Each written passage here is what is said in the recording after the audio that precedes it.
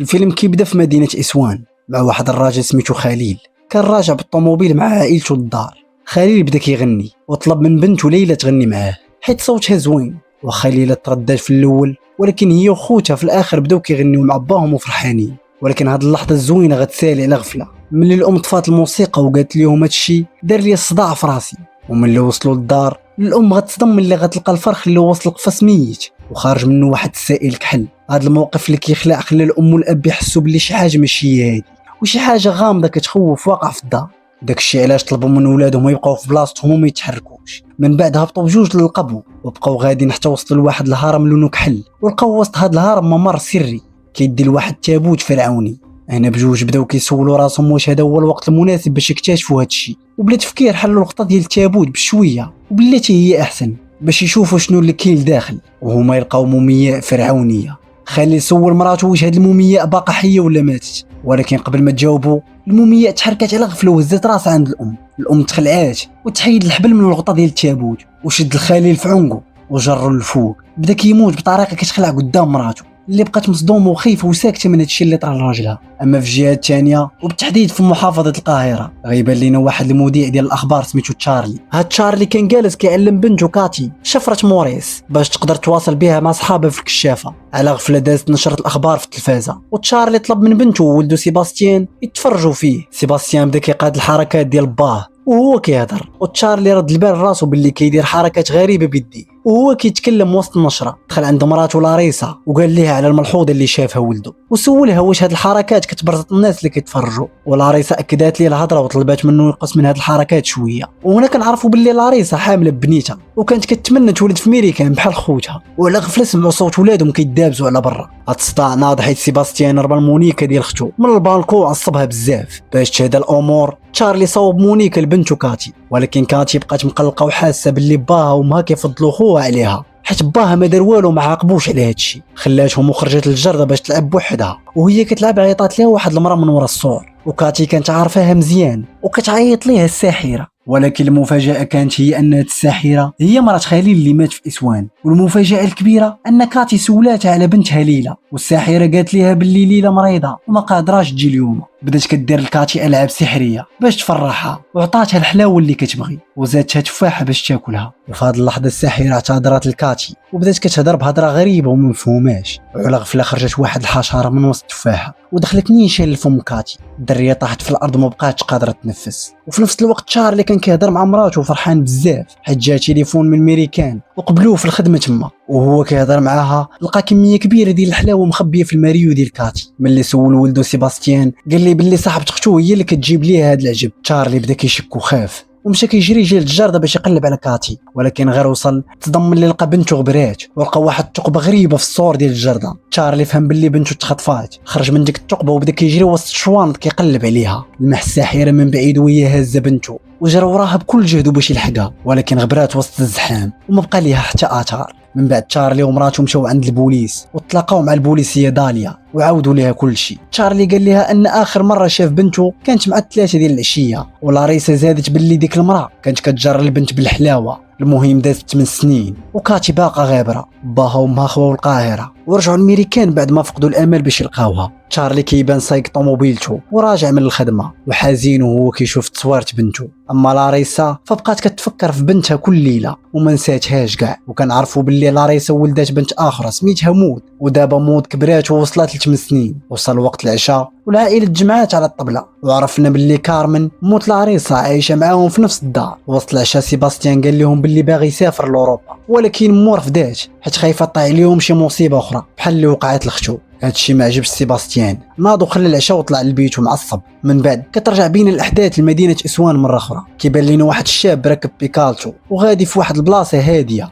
على غفله وقف كيصاوب السلسله ديال البيكالا وفي نفس اللحظه طاحت واحد الطياره صغيره من السما وتفرقعات قدام عينيه. هاد الشاب قرب من البلاصه باش يشوف شنو واقع ولقى الحطام ديال الطياره مشتت في الارض. هاد الشاب لقى الطيار والمساعد ديالو بجوج ميتين والمساعد كان معلق فوق الشجره. الشاب تخلع بزاف وهرب كيجري من البلاصه وهو كيجري تصدم بتابوت قديم كحل خارج ليه في الطريق ومن وراه كيبانوا ليه جوج باحثين كيحلوا هاد التابوت قدام الكاميرات وكيصوروه. وكانت ملفوفه بواحد الشاش فيه رموز غريبه. بداو كيحيدوا هاد الشاش بشويه وكيركزوا مع كل التفاصيل، ولكن المفاجاه كانت هي ان المومياء فاقت على غفله وغوتات بواحد الطريقه كتخلع. وهنا غادي نعرفوا باللي هذه المومياء هي كاتي بنت تشارلي ولاريسا اللي غبرات هذه 8 سنين. وفي هذه اللحظه تشارلي وعائلته كانوا خارجين وصونا ليه تليفون من القنصليه الامريكيه اللي في القاهره، قالوا ليه باللي لقاو بنته كاتي وباقا حيه. تشارلي ولاريسا سافروا نيشان للقاهره بلا ما يفكروا. تما الطبيب حضرهم وقال لهم خاصكم توجدوا راسكم نفسيا قبل ما تشوفوها، حيت جلدها متضرر بزاف بسبب قله الماء والماكله، حيت كانت مخبيه على الشمس هاد سنين كامله. وزاد شرح لهم باللي كاتي في حاله صدمه خايبه وممكن تخرج منها تصرفات غريبه، اصوات ماشي طبيعيه ولا حركات بلا الاراده ديالها. داكشي علاش خاصهم يردوا معاه البال مزيان. وافقوا على كلامه ودخلوا عندها، قربوا منها وبداو كيبردوا عليها وكيقولوا لها باللي راه هما والديها ودابا هي راه في امان. الطبيب قال لهم باللي احسن حل لحالتها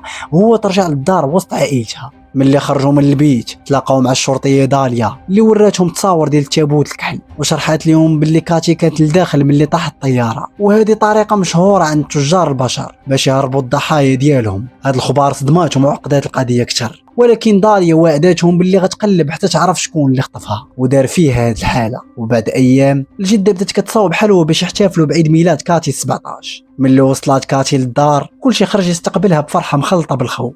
تجمعات عليها العائله. خوها سيباستيان كان متاثر وبان عليه الحزن من اللي شافها هكاك. ومود قربات منها وقالت ليها ببراءه باللي السن ديالها دابا هو السن اللي كانت فيه كاتي ملي تخطفات. الجده بدات كتصلي وكتدعي باش كاتي تبرا، ولكن كاتي ناضت على غفله وعطاتها واحد الضربه قاصحه، وبدا الجسم ديال كاتي كيتلوى وكيدير حركات غريبه وكتخلع بحال الا مسيطر عليها شي قوه خفيه. كلشي تخلع منها وبعدو، ولكن في الاخر قدروا يشدوها ودقوها ببر ديال النعاس باش تهدن. وفي ديك الليله مود مشات عند خوها سيباستيان وقالت ليه باللي خايفه من كاتي. وفي نفس الوقت شارلي كان جالس كيشوف التصاور ديال التابوت وكيقلب على شي تفسير لهذا الشيء اللي وقع لبنته. اما لاريسا جلست حدا كاتي وبدات كتعاود ليها على حياتهم القديمه وكتوريها التصاور ديالها في الصغر. ومن ورا شويه مود وسيباستيان سمعوا اصوات غريبه جايه من الدار. شارلي تقلق وطلع للطابق الفوقاني يشوف شنو كاين، وتصدم ملي لقى الناموسيه ديال كاتي خاويه. مشى في البلاصه فيق لاريسا وبداو كيقلبوا عليها. سيباستيان قال لهم باللي كان صداع جاي من وسط الممر التهويه. شارلي ولاريسا دخلوا وسط الممر وكانت الصدمه. لقاو كاتي جالسه في الظلام وكتاكل في سرق الزيت والحشرات اللي كاينين تما. سيباستيان وموت شافوا باهم وهم شادين كاتي وكيجبروها التقيه هذاك العجب كامل اللي كلاتو. والغد اللي في الصباح تشارلي خدا سيباستيان وموت في الطوموبيل باش يوصلهم للمدرسه. وهما خارجين لقاو دياب كثيره واقفه قدام الباب، وهذا الشيء طيح فيهم الرعب والتوتر.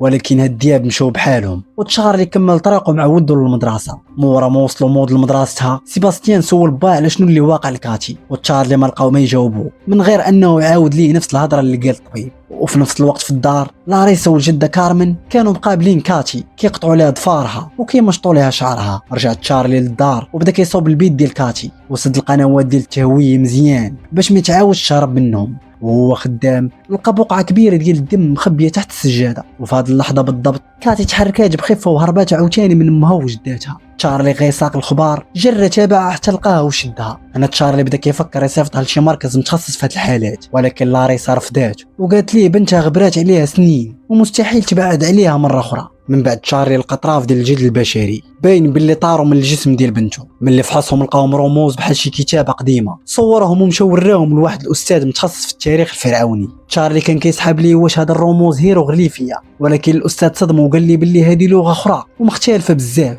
هنا تشارلي تاكد باللي كاين سر كبير مخبي ورا هاد الرموز وطلب من الاستاذ يعاونو يفك هاد الشفره ديالها. ملي رجع تشارلي للدار مشى يطمن على كاتي، وعلى غفله لقاها كتخبط سنانها مع بعضياتهم بواحد الطريقه غريبه. تشارلي ركز مزيان وفهم باللي كاتي كتحاول تتواصل معاه باستعمال شفره موريس اللي علمها شحال هادي. جرد غير جاب ورقه وقلم وبدا كيقيد كل دقه باهتمام كبير. وملي حل الشفره ديال الرساله لقى بنته كتقول ليه سميه وحده ليلى.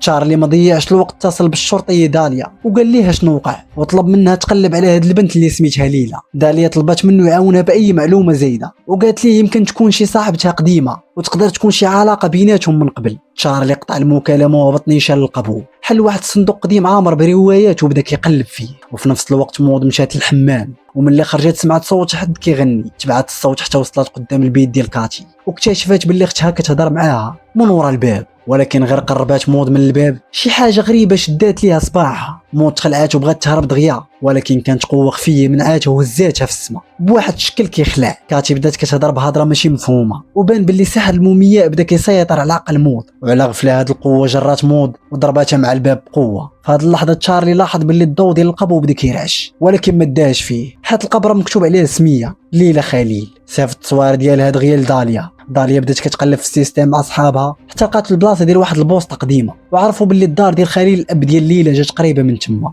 داليا قررت تمشي لهاد البلاصه وبلا ما تضيع الوقت. وفي هذا الوقت الاستاذ الجامعي صدم تشارلي وقال ليه باللي هاد الرموز تابعه لواحد الطائفه قديمه كانت كدير طقوس ديال السحر الاسود وحساب الاساطير. هاد الطائفه عندها قوه شريره وكتنشر هاد الشر بين عالم الحيين وعالم الموتى باش يدمروا العائلات المجتمعه والمرتبطه. وهذا الشيء كيديروه باستحضار الشياطين. هاد الشيطان ملي كيحضر كيسيطر على واحد من العائله، ومن وراها كيمشي لعقول العائله كامله حتى كيموتوا كاملين. الاستاذ زاد قال لي باللي هاد الرموز فيها جمل كيتخدموا في تحضير هاد الشياطين بحال شي كتاب ديال التعليمات قديم، الغرض خيب. اما في جهه ثانيه مود كانت في المدرسه وبدات كتعاير الاستاذه ديالها بواحد الطريقه غريبه وبلا حتى سبب، وبان باللي البنت غادي وكطيح تحت السحر ديال اختها كاتي، حيت كاتي في نفس اللحظه كانت جالسه في البيت كتضحك بواحد الطريقه كتخلع بحال الا كتشوف هاد الشيء اللي واقع قدامها. اما البوليسيه داليا فمشات للدار ديال خليل وبقات غاديه للداخل حتى وصلت للهرم الكحل. ملي قربات منه لقات سلسله واصله تحت الارض، وفي هاد اللحظه داليا سمعت الصوت شي واحد للداخل.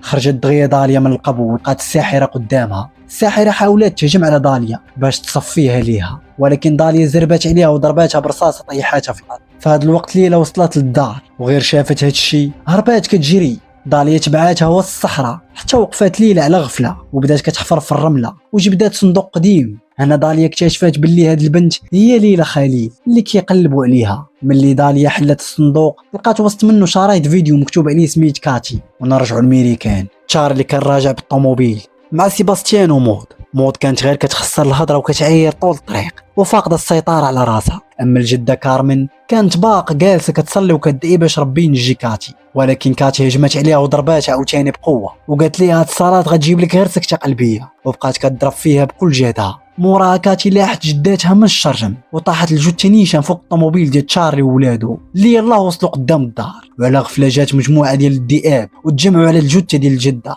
وبداو كياكلوا فيها. ونرجعوا لداليا اللي شعلات الفيديو وبدات كتفرج في الساحره وهي كتهضر، وهذا الفيديو كيشرح بالتفصيل كيفاش وصلت الامور لهاد الحاله اللي كتخلع. مورا ما شافت الفيديو مشات تهضر مع ليلى باش تفهم الحقيقه، ولكن ليلى ما كانتش قادره تهضر مزيان حيت الساحره قطعات ليها لسانها. وعرفنا باللي ليلى حاولت تقول الحقيقه شحال هادي، ولكن الساحره عاقباتها بهذه الطريقه البشعه. واخا هكاك ليلى حاولت تتكلم بصعوبه وقالت لداليا باللي كاتي ما كانش خاصها تخرج من هذاك التابوت كاع، وقالت باللي خوتها حاولوا يحولوا التابوت لبلاصه اخرى، ولكن هذا كان اكبر غلط داروه حيت اللعنه قاستهم وماتوا بجوج. وهنا عرفنا باللي هذاك الطيار والمساعد ديالو اللي ماتوا في كسيده ديال الطياره هما خوت ليلى. وقصه نقل كاتي داروها خوت ليلى ملي اكتشفوا البلاصه ديالها وخافوا تجيب ليهم لعنه، داكشي علاش بغاو يبعدوها على الدار. موراها ليلى طلبات ورقه وقلم باش تكتب لداليا كلشي اللي كتعرف. وهنا داليا قررت تمشي عند تشارلي باش تقول ليه الحقيقه كامله. وفي هذا الوقت دارت الجنازه ديال الجده كارمن والعائله كامله كانت حزينه ومصدومه. سيباستيان كان واقف قدام الباب ديال البيت ديال كاتي باش يمنعها تخرج لبرا، وعلى غفله كاتي بدات كتهضر معاه بطريقه زوينه وبقات كترجاه باش يحل ليها الباب ويخليها تخرج،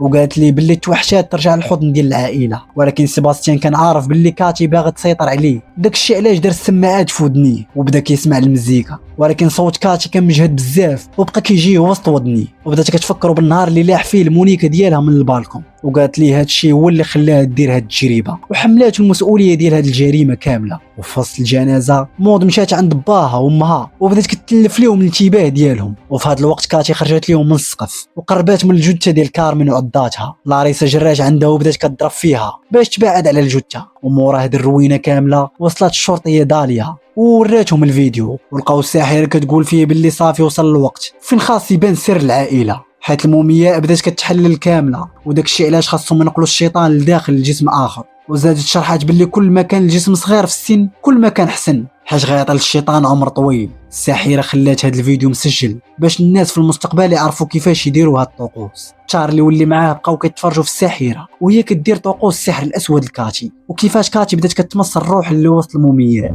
بواحد الشكل غريب وكيخلع. وفي نفس الوقت كاتي سيطرات على عقل خوها سيباستيان وخلاتو يعاونها في الطقوس، وبان باللي الشيطان اللي وسطها واجد باش يتحول لجسم اخر. تشارلي بقى مصدوم ومبقاش عارف شنو يدير، اما لاريسا وداليا فمشاو يقلبوا على كاتي. وفي ديك اللحظه تشارلي شاف الجده كارمن ناضت ورجعت للحياه بواحد السيفه كتخلع وبدات كتقرب منه. هرب منها دغيا قبل ما تقيسو وتبع لاريسا وداليا باش يعاونهم. لاريسا وداليا كانوا كيحاولوا يحلوا الباب ديال كاتي، وعلى غفله خرجت لهم كاتي وهجمات على تشارلي وخبطاتهم على الارض. لاريسا وداليا بغاو يبعدوها عليه ولكن كاتي ضرباتهم ولاحتهم بعيد. وفي هذه اللحظه مود كانت محبوسه في بيتها وكتغوت بالخوف. لاريسا جرات باش تعتقها ولكن في الطريق وقف ليها ولدها سيباستيان اللي كان مسحور ومسيطر عليه كاتي. لاريسا ما لقات حتى حل غير ضرب ليه برا ديال البنج وسخف في البلاصه. اما داليا فلقات كارمن قدامها والجده دارت ليها عقرب وسط فمها، ولكن داليا ضربات كارمن وقضات عليها ومن وراها جبدات هذاك العقرب من فمها بالزز. تشارلي جا كيجري يعاونها وتخباو بجوج وسط البيت ديال كاتي. تما تشارلي طلب من داليا تفكر في التعويذه